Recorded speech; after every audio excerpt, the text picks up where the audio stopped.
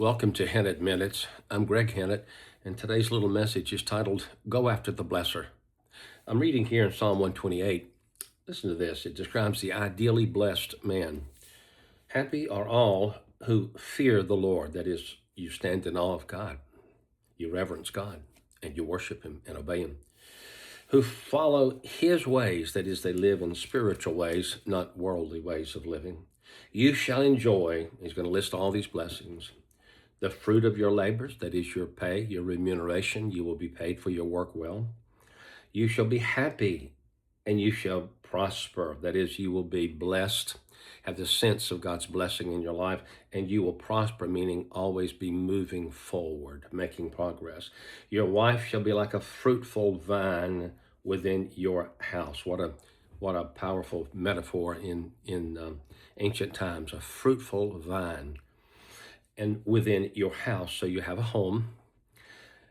Your sons like olive saplings around your table. Again, olive trees and a fruitful vine. So to have the vine meant you had all the viticulture products. You had the grapes, you had the grape juice, and you had wine. And this was a staple for them. And olive saplings, my goodness, olive oil was used for everything. You anointed your body with olive oil. You put it in your lamp. You put it in your food. And so what a blessing. You would be amply provided for, is what it's saying. So shall the man who fears the Lord be blessed. Again, it's reiterated. This belongs to the person who fears the Lord. May the Lord bless you from Zion. That is, not just from from earthly Zion, but from the heavenly Zion. May you share the prosperity of Jerusalem and all the days of your life and live to see your children's children. May all be well with Israel. That is, he's pronouncing the shalom of God, the peace of completeness in the spirit, soul, mind, body, and material life. Everything is blessed. This describes the ideally blessed person who fears the Lord and walks in his ways. Now, again, that's the condition.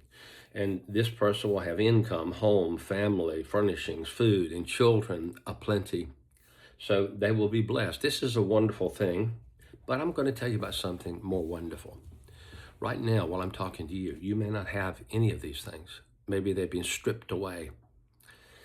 Or you have one or two of these things stripped from your life, and you know you're fearing the Lord and you're walking in his ways. And I would say always check yourself out there.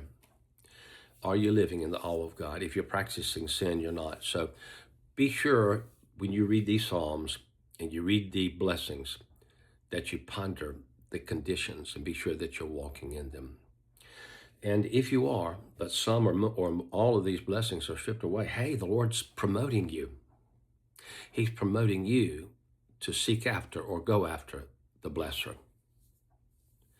He's giving you a wonderful opportunity to live the highest life, a life that lives in and for the Lord alone.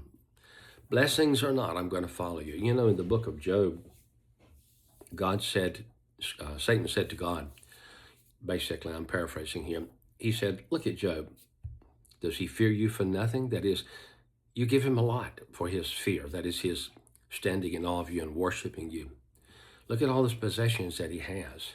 He said, let me touch them and he will curse you to your face. Meaning, let me take away some of these blessings like we just read about here in Psalm 128. And he'll break relations with you and be done with you.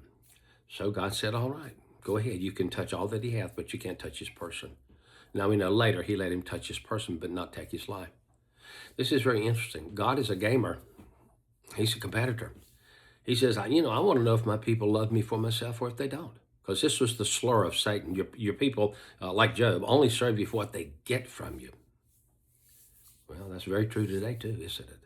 So you have an opportunity, if some or all of these things have been stripped from your life, you have an opportunity to live the highest life, the life that was lived by other sans blessings saints. That word sans is a French word, means without or in the absence of. So if you have these blessings stripped from you and you're saying, Lord, I am fearing you, I am walking in your ways, why has this happened? It's happened because he's honoring you. He's honoring you by giving you the opportunity that few have really to show that you love the blesser more than the blessing, that God himself means more to you than what he does for you or what he gives you. And you have a chance to honor God in this way. And I will add this too, to shut Satan's mouth, to stop the accuser of the brethren, because he has nothing to say when he sees that you're continuing to walk with him when one or more of these blessings have been stripped away. You know, David had wonderful blessings. He was the son-in-law of the king, had a wonderful, beautiful wife. He had a home. He had honor. He had a great position as the leader of Israel's armies, and he was renowned for his victories. And then suddenly, it was all stripped away. David, though, learned to seek the blesser in the absence of the blessing. And so he lived faithfully, and then later God put him back on the throne because he saw that he loved him more than blessings. The same with Job, as I just discussed, and the same with Elijah, who for a season of his life, 3.5 years approximately, or the majority of that time, sat by the brook and ate bread and water and drank water. He ate bread and flesh and drank water. Very simple affair. And the birds brought it to him. He had no human companionship. He was cut off. He was a wanted man in his own land. Ahab and Jezebel wanted him. They were seeking him everywhere to kill him. So he sat in isolation with only bread and water, but he stayed faithful.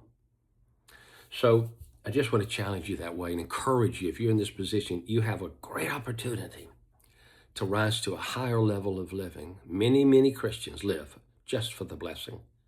And if they don't get their blessing, they're offended with God and walk away. You have a chance to do something different.